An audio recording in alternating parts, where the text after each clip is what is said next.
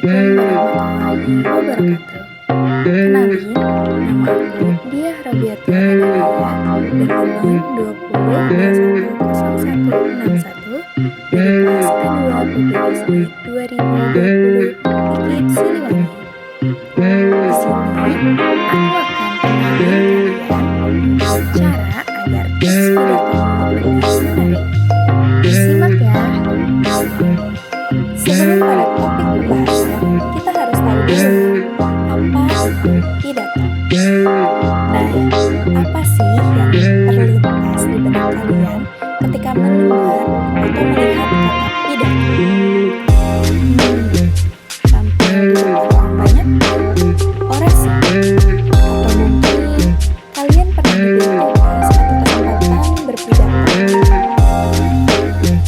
Sebelumnya, apakah kamu tahu pengertian dari pidato itu sendiri? Kalau belum, bakalan aku jelasin ya. Pengertian pidato adalah suatu kegiatan berbicara di depan halayak ramai, berorasi dalam menyampaikan pendapat atau memberikan sebuah gambaran tentang sebuah hal. Umumnya, pidato dibawakan oleh seseorang yang memberikan orasi dan pernyataan terkait hal atau peristiwa penting serta patut untuk diperbincangkan. Lalu, pengertian teks pidato adalah sebuah teks yang berisi gagasan, pendapat, dan pengetahuan terhadap sesuatu hal yang nantinya akan disampaikan di depan umum. Nah, kalian sudah tahu belum tujuan dari pidato ini? Tujuan dari pidato adalah untuk mempengaruhi pendengar terhadap isi teks pidato yang disampaikan. Setelah kalian mengenal apa itu pidato dan apa tujuan pidato, kita akan memasuki ke dalam jenis-jenis pidato. Sebelumnya, apakah kalian sudah mengetahui jenis-jenis pidato? Dan apakah kalian sudah tahu apa itu pidato persuasif, pidato argumentatif, dan pidato rekreatif? Jika belum, akan aku sampaikan. Jenis-jenis pidato yang pertama adalah pidato persuasif. Pidato persuasif adalah kegiatan yang bertujuan untuk mengajak atau membujuk pendengar untuk melakukan suatu hal yang disampaikan oleh pembicara. Contohnya adalah pada saat pembicara mengadakan sampah. Pembicara selain menceritakan berbagi dunia sampah, juga mengajak pendengar untuk ikut mengurangi sampah. Sebab, sampah sendiri bukan masalah yang dihadapi pemerintah, melainkan masalah bersama yang penanganannya butuh dukungan semua pihak. Pidato tersebut bertujuan untuk mengajak masyarakat lebih bijak mengelola sampah. Jenis pidato yang terakhir adalah pidato rekreatif, yakni jenis pidato yang bertujuan untuk menghibur pendengar. Biasanya bersifat kekeluargaan dan dilakukan di tengah suatu perjamuan pesta, perayaan, dan sejenisnya. Nah, langsung saja pada topik pembahasan utama, yaitu adalah tips agar pidatomu menarik. Yang pertama adalah tentukan topik yang sesuai. Sebelum memulai lebih dalam, kalian harus mengawali dengan penentuan topik yang ingin disampaikan. Kalian bisa memilih topik yang ingin disampaikan, tapi harus juga mempelajari topik yang akan dipilih. Lakukan riset dan mencari informasi sebanyak-banyaknya tentang topik tersebut. Dan pastikan kalian menggunakan referensi dan sumber yang terpercaya. Yang kedua adalah tentukan tujuan pidatomu. Sobat, menentukan tujuan pidato sangat penting dalam membuat teks pidato. Kalian harus bisa mengetahui harapan kalian dari respon audiens. Harus terdapat 3 unsur dalam menentukan tujuan pidato. Yang pertama yaitu memberitahu atau informatif. Yang kedua, mempengaruhi atau persuasi. Dan yang ketiga adalah menghibur atau rekreatif. Misalnya, tujuan pidato berfungsi sebagai ajakan melakukan kebaikan. Mengajak ini tentunya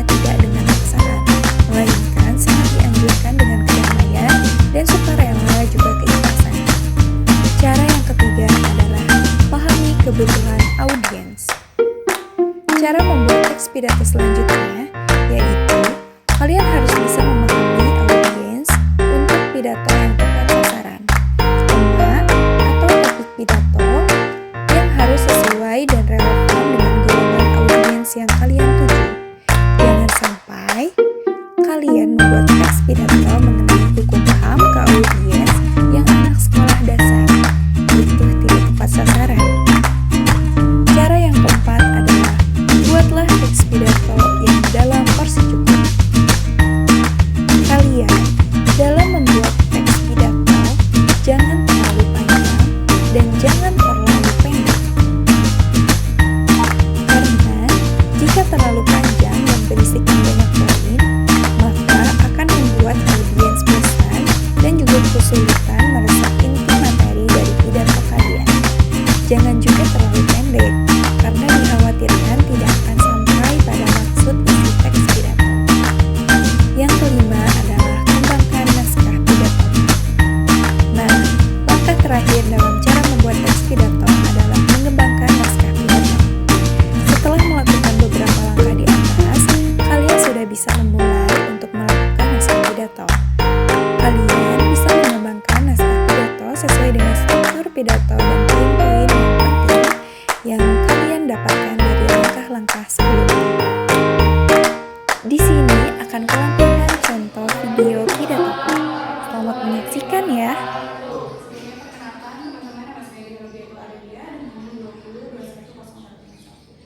Nah, sebelumnya di sini saya bukan dulu ya. Sebelumnya yang terhormat Bapak Subur Karyana yang nggak ada di sini, terus dan teman-teman yang alhamdulillah sudah berkumpul di sini gitu, sudah meluangkan waktunya untuk membuat pidato kali ini. Sebenarnya di sini saya akan menjelaskan tentang stunting. Dari teman-teman mungkin ada yang tahu apa itu stunting? Belum. Jadi stunting adalah anak tumbuh pendek, teman-teman. Dimana kalau misalnya dalam Kementerian Kesehatan Republik Indonesia sendiri, stunting itu Indonesia akan mengalami anak-anak tumbuh pendek atau kerdil pada tahun-tahun 2030. Nah, mengapa terjadi stunting? Karena stunting itu teman-teman yang pertama adalah pernikahan dini. Jadi mungkin dari teman-teman gitu ya yang punya saudaranya gitu, yang punya saudaranya pengen nikah dini nih, kita tuh biasanya kan nikah tuh di umur 20 tahun ke atas itu udah normal ya. Karena yang pertama itu kenormalan tuh dari panggung dulu kalau untuk wanita. Kalau yang untuk pria biasanya itu dari sperma kayak gitu. Nah, stunting ini mengakibatkan anak-anak tumbuh pendek, di mana tangan-tangan anak juga tumbuh pendek, kaki juga tumbuh pendek. Mungkin aku mau cerita juga ya teman-teman, kalau misalnya ada saudara aku yang tumbuh stunting karena diakibatkan oleh dia itu adik dan kakak, tapi kurun waktunya tuh berdekatan kayak gitu wajarnya tuh. Jadi kayak cuman beda beberapa tahun doang, dan itu juga berakibat anak tubuh stunting kayak gitu. Nah, terus yang kedua juga dari pola asuh bisa juga kayak gitu. Karena misalnya dari kita banyak gitu ya, cewek-cewek gitu, calon-calon ibu gitu. Stunting juga penting gitu buat nanti anak-anak kita ya. Jadi stunting juga bisa diakibatkan oleh gizi dan hormonal. Yang pertama mungkin dari gizi, teman-teman di sini harus ketahui juga kalau misalnya dari teman-teman hati-hati yang suka makan seblak, yang kayak gitu, itu juga sebenarnya ngaruh juga karena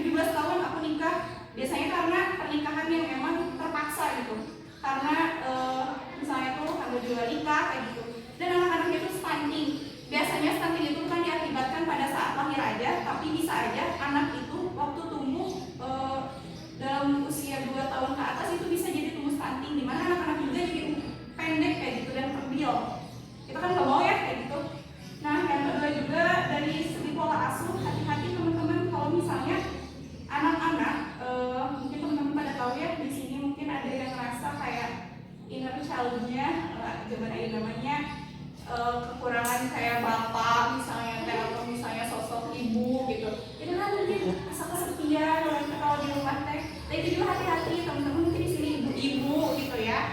Kalau misalnya udah nikah, kalau misalnya prinsip gitu ya teman-teman sendiri udah nikah, kurun waktu berapa tahun punya anak, misalnya teman-teman kerja, teman-teman juga harus ngertiin pendidikan anak. Karena aku juga balik lagi ke kondisi aku gitu ya. Aku punya keponakan, dimana keponakan aku itu tumbuh dengan gizi buruk, kasihan banget gitu. Karena ibu dan bapaknya itu kan ngajar ya teman-teman, jadi dia tuh nggak bisa, pola asuhnya tuh kurang gitu, dan akhirnya anak-anaknya tuh tumbuh dengan stunting, pendek, gizi buruk, pokoknya sedih banget. Dia juga nggak pernah diajak ke posyandu karena ya satu dan lain hal orang tuanya sibuk kayak gitu. Nah di sini juga menurut Kemenkes RI, kondisi tubuh anak pendek seringkali dikatakan sebagai faktor keturunan atau genetik dari kedua orang tuanya, sehingga masyarakat banyak yang hanya menerima tanpa berbuat apa-apa untuk mencegahnya. Jadi buat kita apalagi ibu-ibu gitu ya, ini juga kasih vitamin karena penting banget. Nah di sini juga terdapat 3 hal yang diperhatikan mencegah stunting, yaitu perbaikan pola makan, pola asuh, serta perbaikan sanitasi dan akses air bersih. Mungkin teman-teman di sini di rumahnya ada yang pakai jet pump pribadi atau misalnya PDAM gitu dari pemerintah yang kayak gitu. Itu juga harus diperhatikan sanitasinya, karena apa yang kita makan, apa yang kita minum mempengaruhi semuanya. Mungkin itu aja ya teman-teman.